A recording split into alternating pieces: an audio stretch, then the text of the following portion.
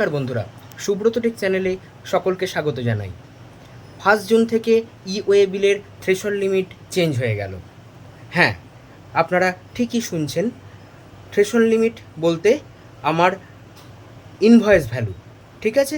তো 1 জুন থেকে কি হলো, 1 জুনের আগে পর্যন্ত ওয়েস্ট বেঙ্গলের মধ্যে যদি কোনো প্রোডাক্ট সেল করা হতো, তার ভ্যালু যদি 1,00,000 টাকার ওপরে হয়, তাহলে সেক্ষেত্রে আমার ই-ওয়ে বিলের প্রয়োজন থাকতো। কিন্তু এখন থেকে সেটা চেঞ্জ হয়ে গেল। এখন থেকে তার লিমিট হয়ে গেল 50,000। এবং আউট অফ স্টেটের ক্ষেত্রেও কিন্তু সেটা 50,000ই ছিল এবং এখনও 50,000ই থাকলো। অতএব আউট অফ ওয়েস্ট বেঙ্গল এবং উইদিন ওয়েস্ট বেঙ্গল দুটোর ক্ষেত্রেই কিন্তু 50,000 টাকা লিমিট হয়ে গেল। এবং এক্সেমটেড কিছু কিছু ক্ষেত্রে থাকলে, এক্সেমটেড কিছু কিছু ক্ষেত্রে আছে, সেটা হচ্ছে জবস সার্ভিসের ক্ষেত্রে। তো আপনাদের এটা খেয়াল রেখে বিল করতে হবে এবং ই-ওয়ে বিল জেনারেট করতে হবে।